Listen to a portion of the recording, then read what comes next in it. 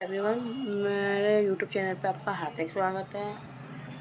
आपको मैं आज चैप्टर 4 पढ़ाऊँगी, क्या बताती हैं हमारी किताबें और खबरें।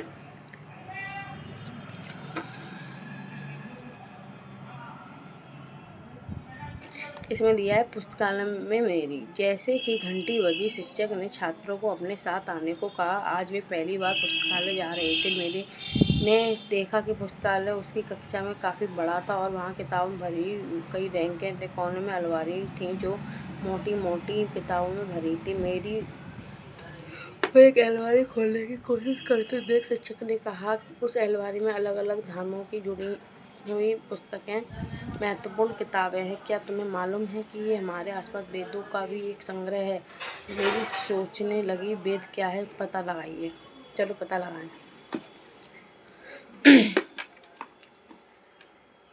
दुनिया के प्राचीनतम साहित्य के स्रोतों में एक।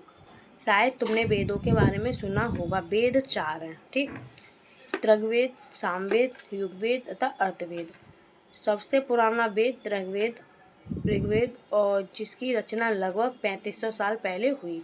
ऋग्वेद में 1000 से ज़्यादा प्रार्थनाएं हैं जिन्हें सूक्त कहा गया है। सूक्त का मतलब है अच्छी तरह से बोला गया। ये विभिन्न देवी देवताओं की स्तुति में रचे गए हैं। इनमें से 3 देवता बहुत महत्वपूर्ण हैं: अग्नि, इंद्र और सोम। अग्नि आग के देवता, इंद्र युद्ध के देवता और सोम एक पौधा है जिससे एक खास पेय बनाया जाता था। वैदिक प्रार्थनाएं की रचना ऋषियों ने की थी।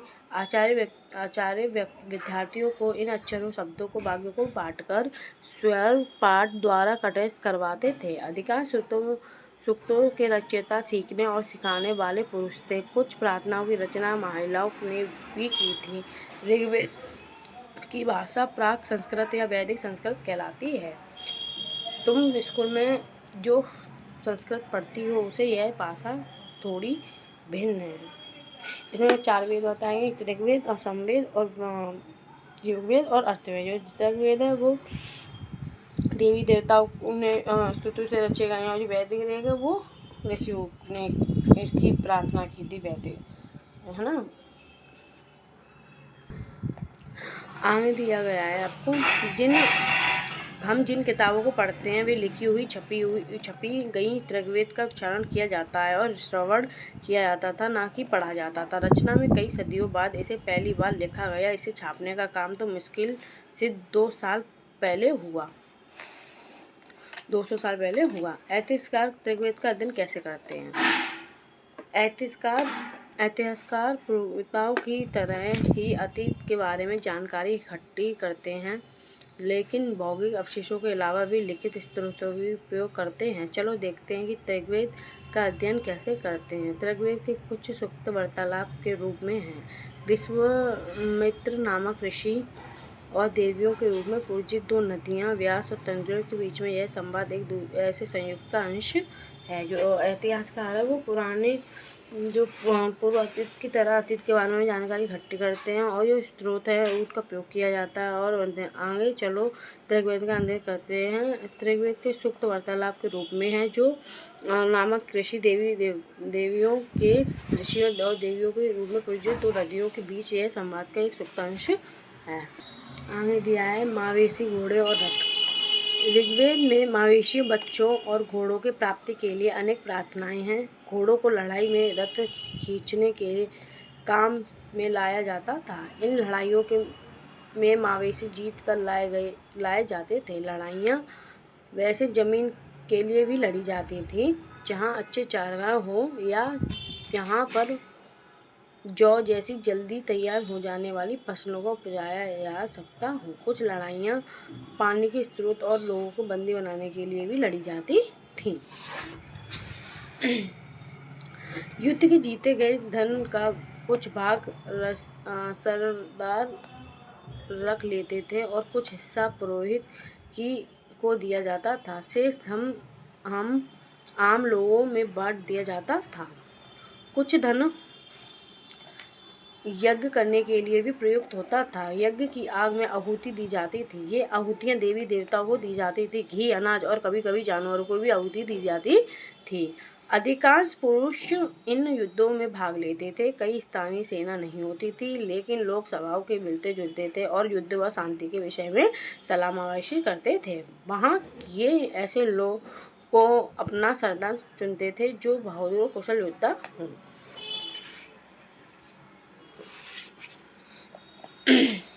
अब इसके आगे दिया लोगों की विशेषता बताने के लिए बताने वाले शब्द। लोगों का वर्गीकरण काम, भाषा, परिवार या समुदाय, निवास स्थान या संस्कृति परंपरा के आधार पर नहीं किया जाता था।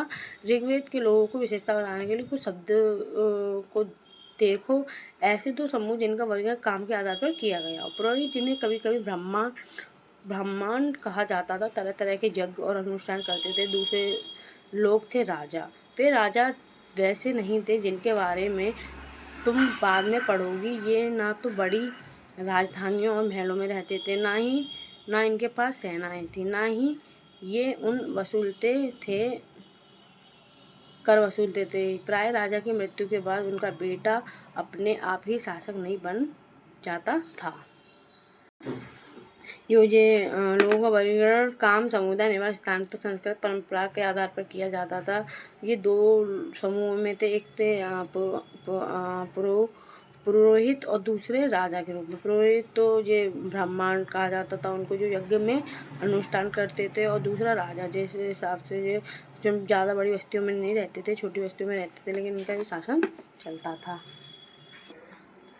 पिछले अनुभाग को एक बार फिर पढ़ो और यह पता लगाने की कोशिश करो कि राजा क्या करते थे। जनता या पूरे समुदाय के लिए दो शब्दों का इस्तेमाल होता था। एक था जन, जिसका हिंदी में अन्य भाषाओं का आज भी होता है। दूसरा था विश्व, जिसे वैश्य शब्द निकला है। इस विषय में आप अध्याय 5 में पढ़ोगे। ऋग्वेद में विश्व और जनों के नाम भी मिलते हैं, इसलिए पूर्ण जन या भारत के जन, विश्व, यदु जन या विश्व जैसे कई उल्लेख मिलते हैं। तुम्हें इनमें से कोई नाम जाना पहचाना लगता है? जिन लोगों ने इन प्रार्थनाओं की रचना की वे कभी कभी खुद को आर्य कहते थे तथा उनके विरोधियों की दास या दस्यु कहते थे। दस्यु वे लोग थे जो यज्ञ नहीं करते थे और शायद दूसरी भाषा बोलते थे। बाद के समय में दास स्त्री लिंग दासी शब्द का मतलब गुलाम हो गया।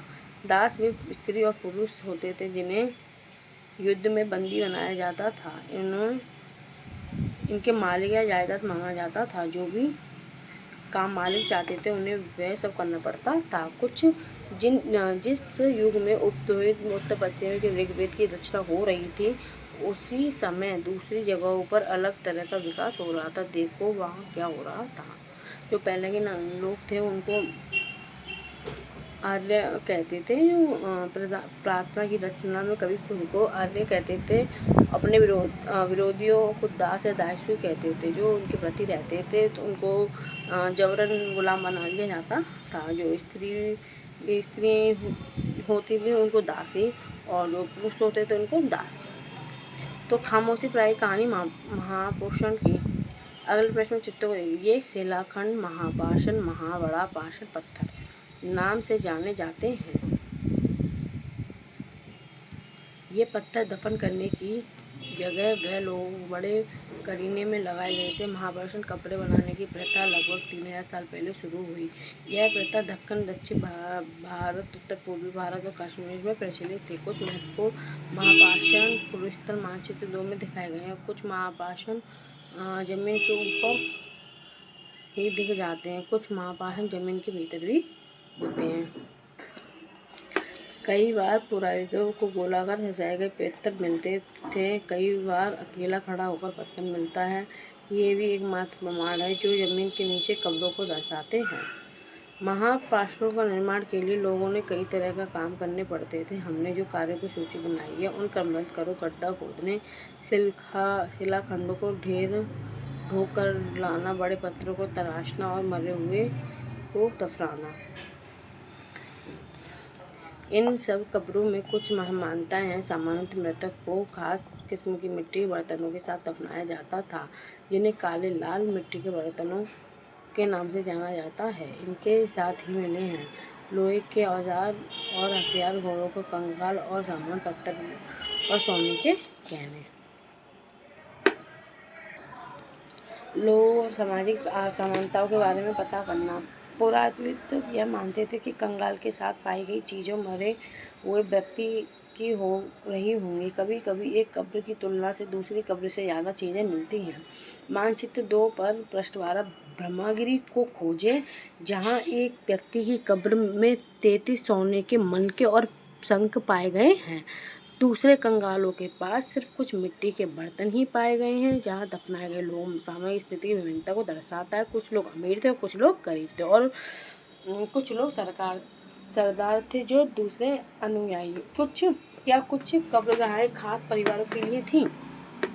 कभी कभी महापाषाणों में एक से अधिक कंगाल मिले हैं। वे यह दर्शाते हैं कि शायद एक ही परिवार के लोगों को एक ही स्थान पर अलग अलग समय पर दफनाया गया था। बाद में मरने वाले लोगों को पोर्ट होल के रास्ते कब्रों में लाकर दफनाया जाता था। ऐसे स्थान पर गोलाकार लगाए गए पत्थर या चट्टान चिन्हों को काम करते थे। यहाँ लोग आवश्यकतानुसार शवों को दफनाने द्वारा आ सकते थे। इनाम गांव के एक विशिष्ट व्यक्ति की कब्र। मानचित्रों में इनाम गांव को खोजें। यह भीमा की सहायक नदी घोड़ के किनारे यह जगह है। इस जगह पर 3600-2700 साल पहले लोग रहते थे। यहाँ वयस्क लोगों को प्राय गड्ढे में सीधा लेटा कर दफनाया जाता था। उनका सिर उत्तर की ओर होता था। कई बार उनके घर में अंदर दफनाया जाता था। ऐसे बर्तन जिनके साथ खाना पानी हो दफनाए गए सबके पास रख दिए जाते थे। इस एक आदमी के 5 कमरों वाले मकान में आंगन में 4 पैर वाले मिट्टी के एक बड़े संदूक को दफनाया गया था। बस्ती के बीच में बसा यह है और घर गांव में सबसे बड़े घरों में एक था। इस घर में एक अनाज का गोदाम भी था। सबके पैर मुड़े हुए थे। मतलब पहले लोग मर जाते थे, मार देते थे, तो वहीं जमीन में गाड़ देते थे और उनके लिए खाना पानी उसी स्थान पे रख दिया करते थे। इनाम गांव के लोगों को काम धंधे।